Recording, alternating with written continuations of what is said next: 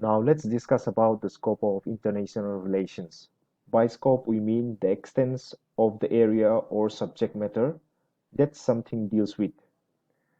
When we talk about international relations and its scope, we talk about the area or extent or subject matter covered by international relations as a discipline of study. International relations as a subject of study is a relatively new and developing subject. Its scope has also been continuously expanded and developed over the years. Some of the major areas or topics that can be included under scope of international relations are: number one, state system. The study of international relations begins with the state system. The incompatible interests of sovereign states cause conflict, and international relation is the natural outcomes of the conflicts of sovereign states. Some are significant because of their neighborhood, some owing to their military or economic power, whereas others are due to their racial or cultural links. In brief, interstate relations are the result of sovereign state, and international relations studies these relations.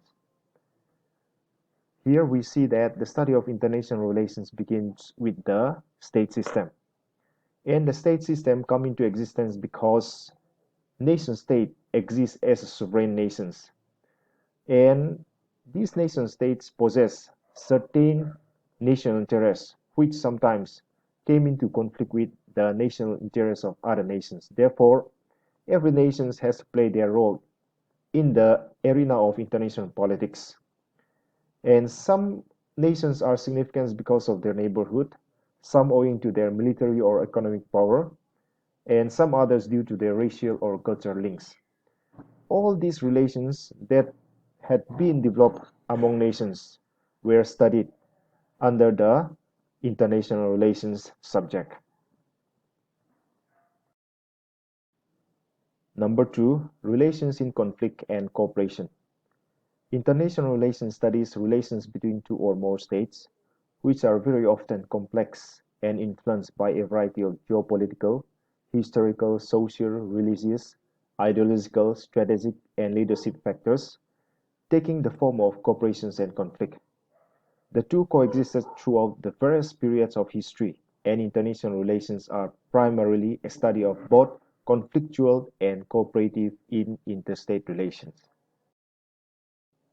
We already know that the study of international relations is the study of relations between two or more states.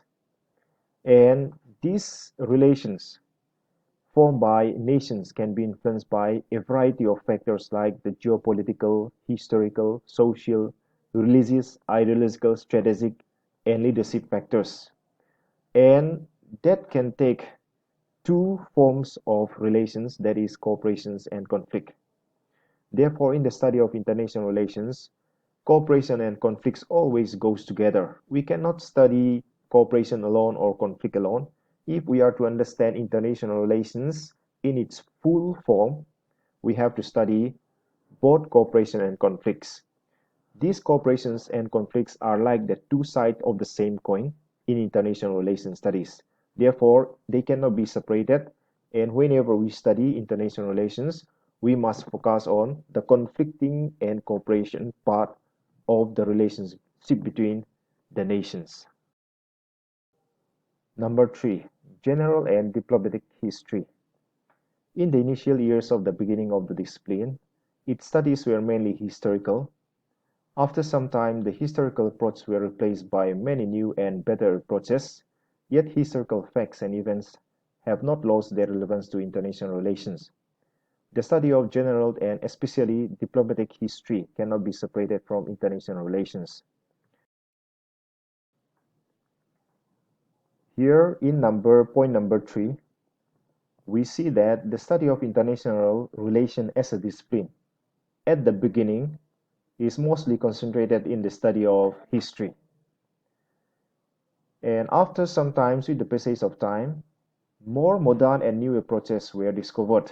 However, the historical facts cannot be taken away if we are going to study international relations, and especially the study of general and diplomatic history cannot be separated from international relations studies. Point number 4, power. In the post-Second World War period, power became the central theme in the study of international relations. According to Morgenthau, international politics is nothing else but power politics and can be realistically understood only if viewed as the concept of interest defined in terms of power of a national state. In international relations, one studies the nature, element, and measurement of international power, balance of power, power equations, and limitations on national power. Point number 4 says that, especially after the Second World War, most of the study of international relations concentrated on the study or focus of power. In other words, scholars like Morgenthau define international politics as the struggle for power among nations, and most nations put their national interests, which they try to achieve by the use of power.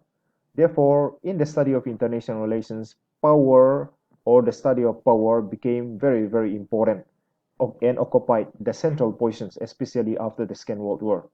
And these studies include the nature, elements, and measurement of national powers, balance of power, power equations, and limitations on national power as well. Point number 5, international law and organizations. International law acts as a restrictions on national power and state action.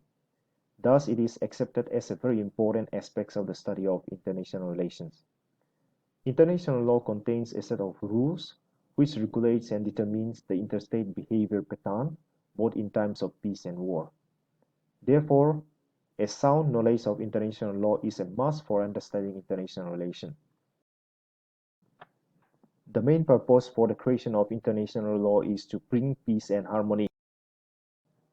International law contains certain set of rules and regulations that determine the interstate behavior patterns, both in times of peace and war. Therefore, it is accepted as a very important aspect of the study of international relations. Due to this, a sound knowledge of international law is a must for understanding international relations. Number 6, war and peace. It is the problem of war and peace around which almost all the studies of international relations revolve. Conflict of interest and struggle for supremacy among nations often lead to warfare between nations. War and peace activities are now studied more systematically in this sphere.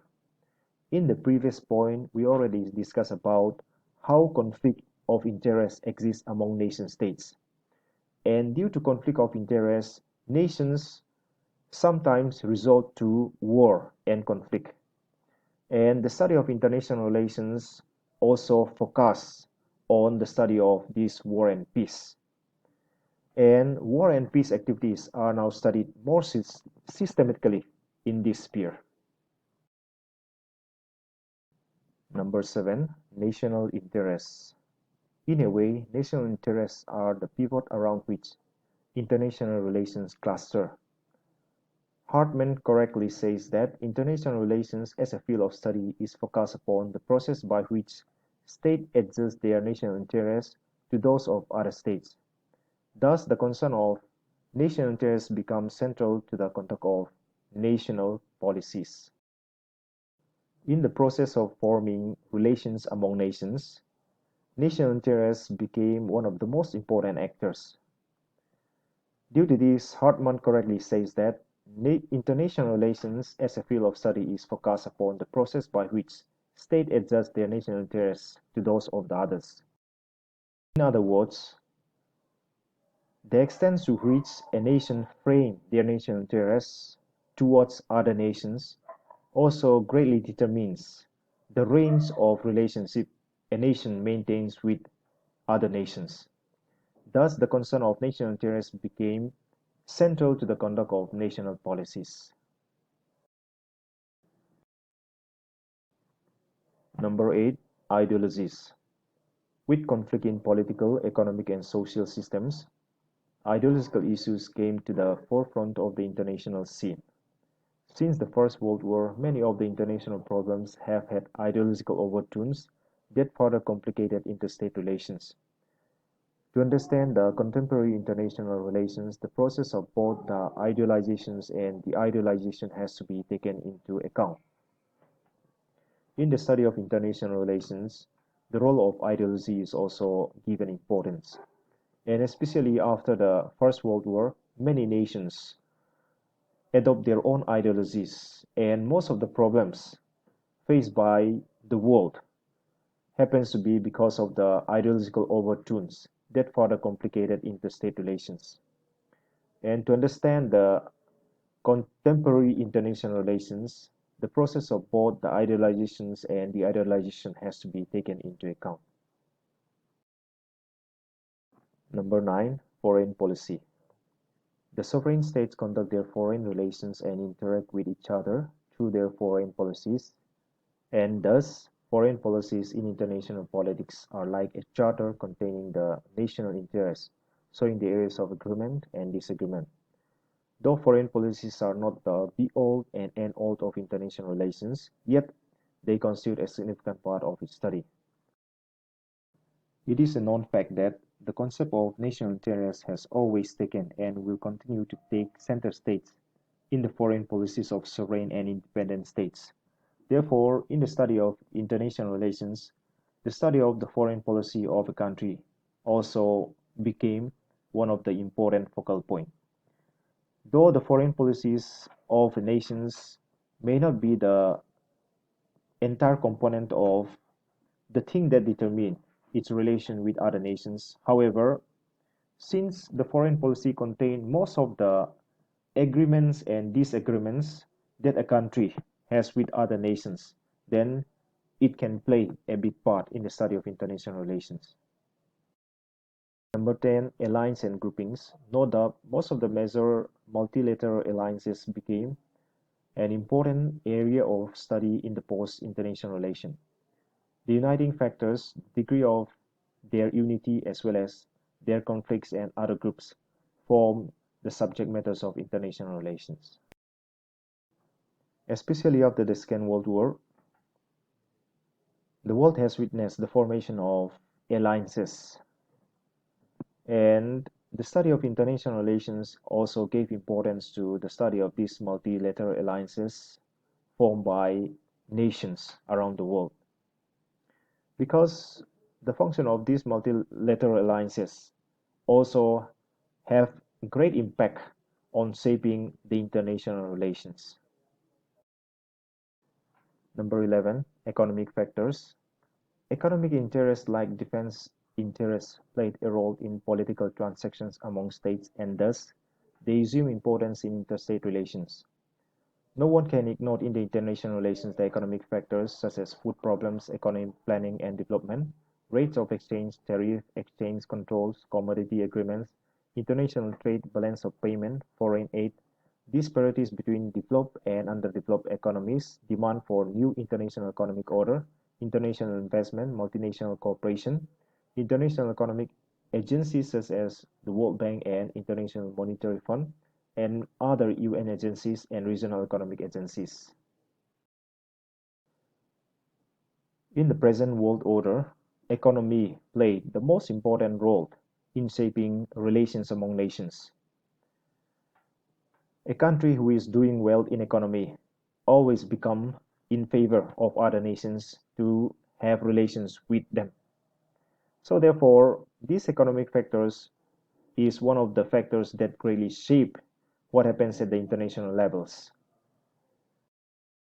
And not only that, a country who is doing well in economy also became the leader or the hegemonic power in international orders.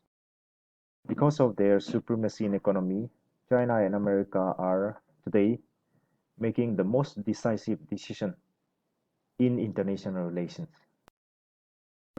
In this manner, in the 21st century, the scope of international relations has become very vast indeed. Not only sovereign nations but also non-state actors like multinational corporations became important actors in international relations.